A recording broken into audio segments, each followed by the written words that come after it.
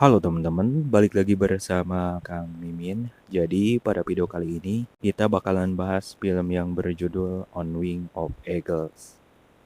On Wing of Eagles adalah sebuah film drama olahraga sejarah Tiongkok Hong Kong, Amerika yang disutradarai oleh Stephen Sin dan Michael Parker dan dibintangi oleh Joseph Fiennes dan Xiao Du.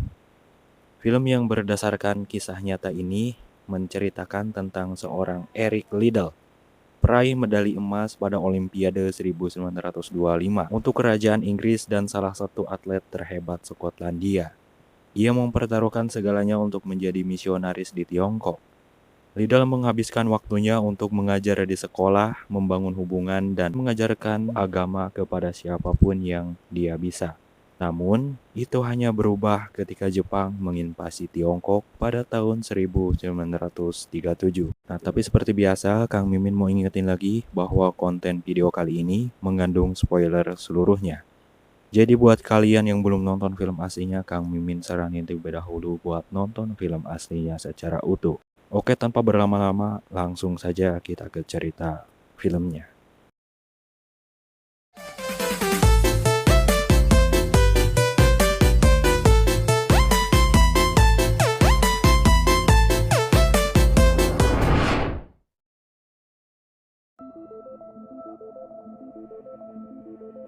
Cerita dimulai memperlihatkan selembar koran tahun 1924, seorang pelari profesional Inggris bernama Eric Liddell berhasil meraih medali emas pada Olimpiade Paris pada tahun 1924. Kemenangan itu membuat Eric ditawari banyak sponsor dan diajak pindah ke Amerika.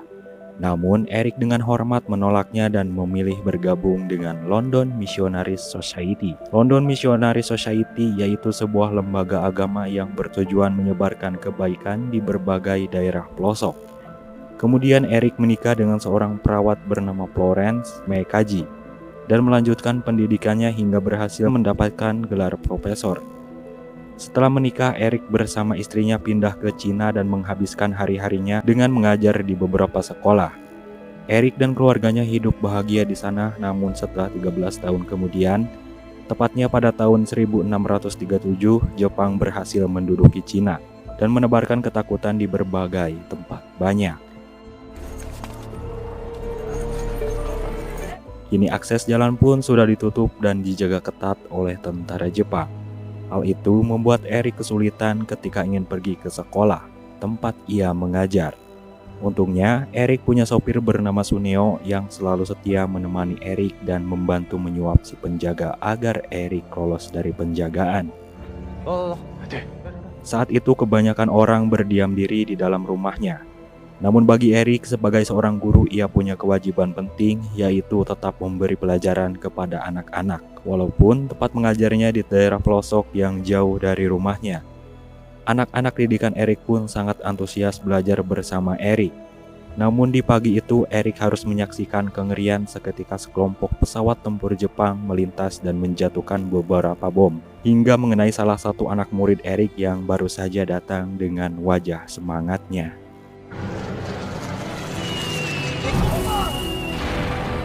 Atas peristiwa tragis tersebut membuat perasaan Eric hancur dan menyadarkannya bahwa sekeras apapun hidup, Eric tidak mau membunuh harapan yang ia tanam dan kini Eric harus bergerak menyelamatkan banyak orang, termasuk anak dan istrinya. Kemudian Eric pun membuat permohonan kepada kedutaan Inggris untuk memulangkan Florence dan kedua anaknya.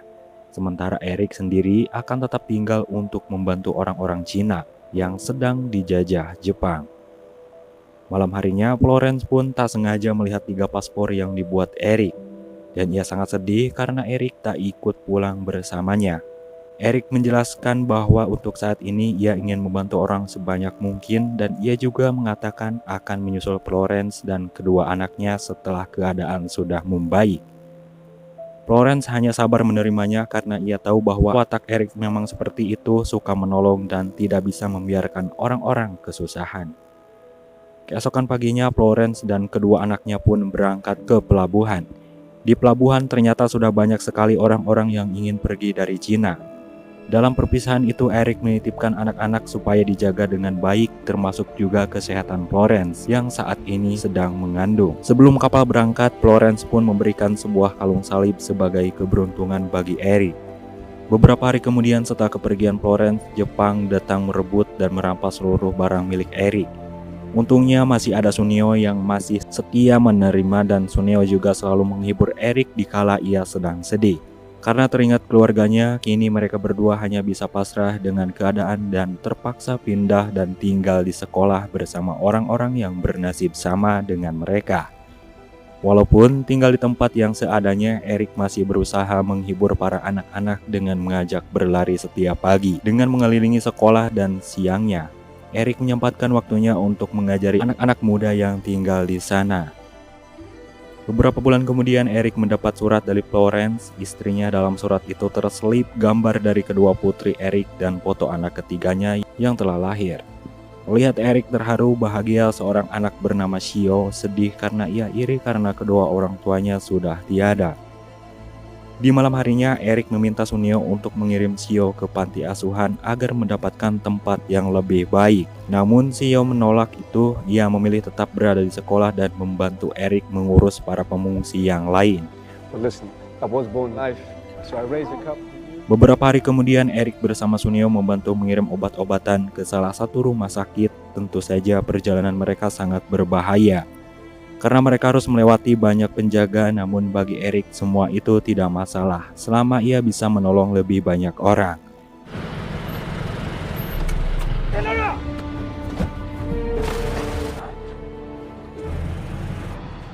Dan sesampainya di rumah sakit, ia juga bertemu dengan seorang yang meminta Eric untuk menjadikannya pastur dalam pernikahannya. Singkat cerita, di tanggal 7 Desember tahun 1941, Jepang melakukan serangan besar-besaran di Pearl Harbor. Dan kejadian tersebut sangat berdampak kepada Eric dan seluruh turis yang berada di Cina. Saat Eric sedang melakukan acara pernikahan lagi, tanpa diduga Jepang datang dan langsung menghentikan acara tersebut. Have and to hold from this day forward. Captain, you have no right to be here. We are at war. Kini mereka semua ditangkap dan diangkut untuk dibawa ke kamp konsentrasi satu persatu dari mereka, dan barang-barang berharga mereka dirampas secara paksa. Bahkan pengantin yang baru saja menikah tadi juga dipisahkan dan tidak diperbolehkan bersama. Catherine is my wife. Let us live together. Lirik yang melihat itu mencoba menolong dengan mengatakan bahwa pasangan yang disatukan Tuhan tidak boleh dipisahkan oleh manusia, tetapi Jepang malah beranggapan bahwa saat ini kekaisaran mereka lah yang menjadi Tuhan.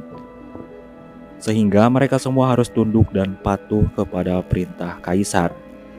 Kini mereka tinggal di sebuah barak yang kumuh, tempat tinggal mereka hanya beralasan jerami dan menggunakan bantal. Dengan barang seadanya, semua yang ada di sana hanya bisa merenung dan berusaha menenangkan diri untuk menerima keadaan. Di pagi harinya, mereka semua dikumpulkan di ladang dan dipaksa untuk bekerja selama seharian penuh dengan penjagaan yang ketat. Di sisi lain, Sunio yang baru saja mendapatkan kabar dari Xiao bahwa Eric dan warga kulit putih telah ditahan di kamp konsentrasi. Sunio pun langsung bergegas meninggalkan kerjaannya dan mengemasi semua barang-barangnya. Di malam harinya, mereka berdua menyusul dan menemukan kamp konsentrasi yang telah dipenuhi oleh warga kulit putih. Dan akhirnya Sunio memutuskan untuk hidup dan bekerja di dekat camp agar dapat mengawasi Eric dari balik pagar. Suatu hari, tentara Jepang mengenali Eric dari koran tentang kemenangannya di Olimpiade lari. Sehingga Eric kemudian dibawa keluar dari barak dan ia dihadapkan dengan seorang mayor bernama Kenji. Kenji ternyata ingin bertanding dengan cara adil. Eric pun menerima pertandingan itu setelah Mayor Kenji menawarkan tempat yang layak serta makanan yang cukup. Dengan ruang waktu yang cukup, Eric masih menyempatkan dirinya mengajari beberapa anak, dan makanan yang dijatakan buat Eric ia berikan kepada anak-anak itu. Beberapa hari kemudian, Xiao yang sudah lama tidak menemui Eric, ia berusaha masuk ke camp untuk menemui Eric. Tetapi Sunio langsung menahannya karena takut ketahuan oleh penjaga camp. Kemudian Sunio yang tahu bahwa makanan sangat susah didapatkan di dalam camp, ia pun menyempatkan diri untuk meletakkan beberapa makanan yang dibungkus dengan kain. Dan di dalamnya, Eric pun mengambil makanan itu lalu membagikannya kepada seluruh tahanan secara sembunyi-sembunyi.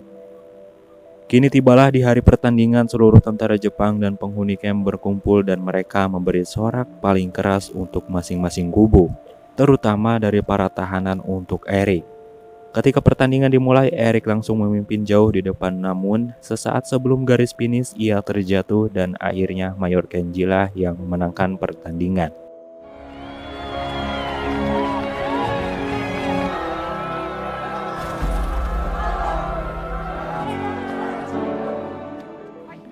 Seorang tahanan bernama David protes. Ia merasa pertandingan tersebut tak adil karena kondisi stamina Eric jelas berbeda dengan Mayor Kenji.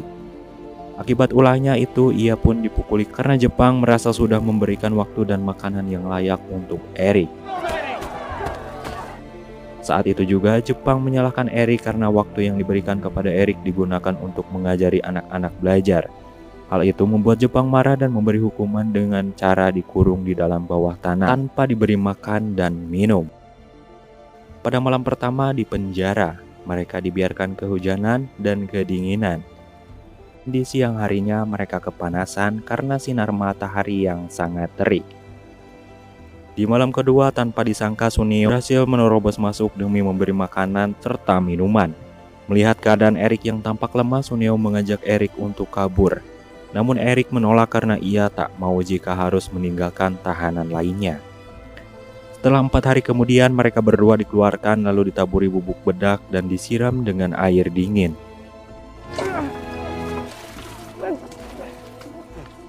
Kini Sunio semakin nekat mengambil pekerjaan yang bisa keluar masuk camp, yakni bekerja sebagai pembersih dan pengangkut kotoran manusia. Di sela-sela waktunya, ia menemui Eric untuk mengabarkan bahwa Jepang saat ini mengalami banyak kekalahan di garis depan.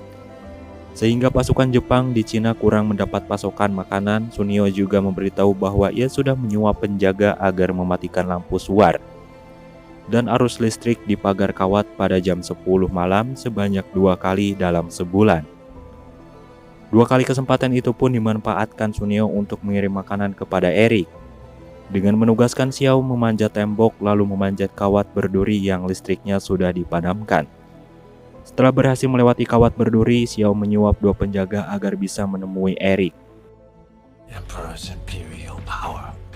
Selang waktu berjalan, saat Eric mengajar anak-anak, tiba-tiba ia merasa pusing dan mimisan. Saking tak bisa menahan sakit di kepalanya, ia pun pamit dan pergi untuk beristirahat.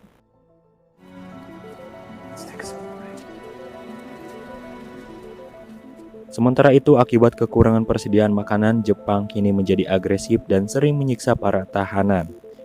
Salah satunya kepada David, ia ketahuan sedang santai merokok sehingga ia dihajar habis-habisan lalu ditinggalkan begitu saja. Sunio yang akan membersihkan tempat toilet, ia melihat David yang sudah berlumuran darah. Dengan penuh ketakutan, David meminta tolong dan memohon untuk membawanya pergi dari sana.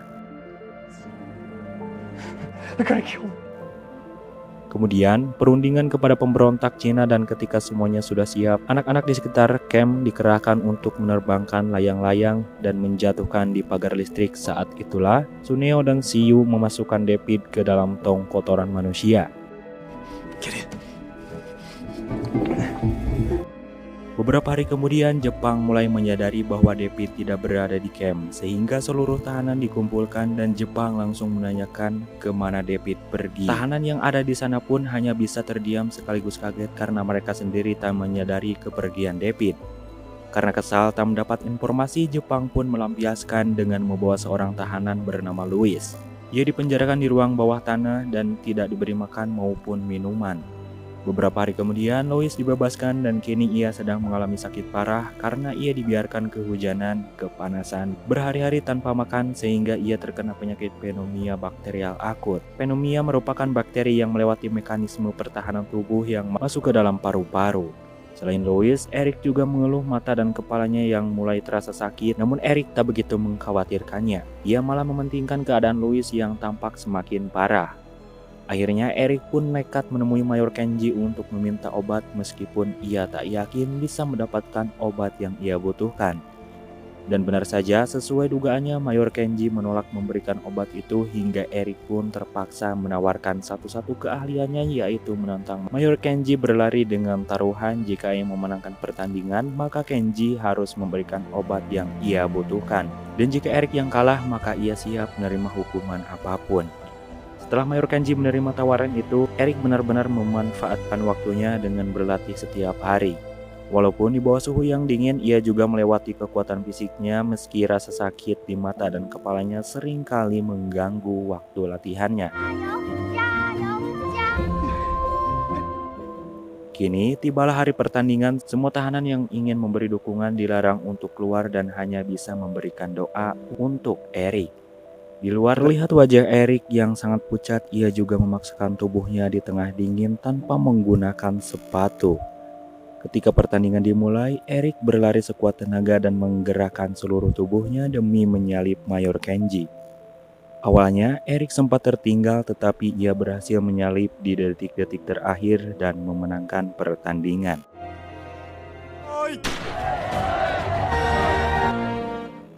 Di malam harinya, sebelum Mayor Kenji memberikan obat, Xiao melakukan seperti biasanya, bersiap menaiki tembok untuk menyeludupkan makanan. Namun tanpa diduga, bawahan Mayor Kenji bernama Yumoto datang ke pos dan menanyakan tentang lampu suar yang tidak dinyalakan. Si penjaga yang mulai gugup membuat Yumoto curiga dan mulai marah besar ketika dihalangi saat berusaha menyalakan lampu suar. Seorang penjaga kemudian berlari ke barak Eric dan berteriak agar Xiao tidak menaiki pagar. Namun sangat disayangkan saat Eric berusaha melarang Xiao, listrik berhasil dinyalakan oleh Yumoto.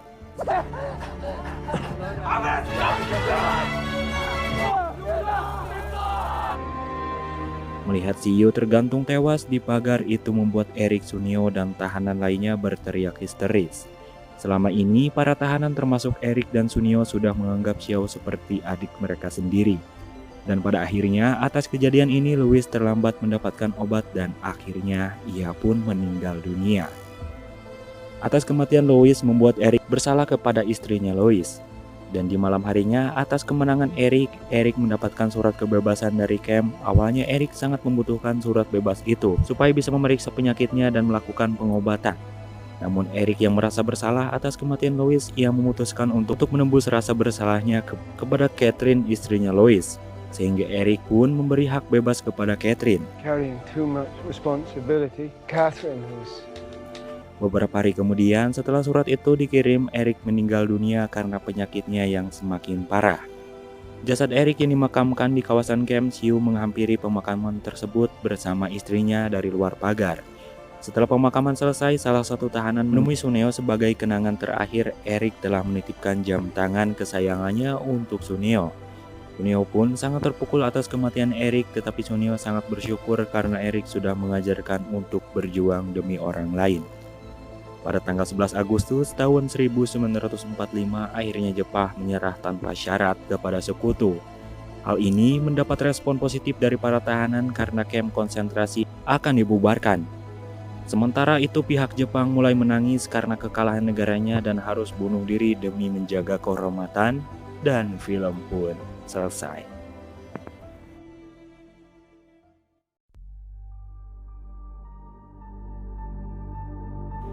Oke teman-teman, mungkin sekian saja untuk video kali ini. Sampai jumpa di video selanjutnya. Jangan lupa untuk like jika suka dan subscribe agar tidak ketinggalan video selanjutnya dari saya. Terima kasih sudah menonton dan sampai jumpa.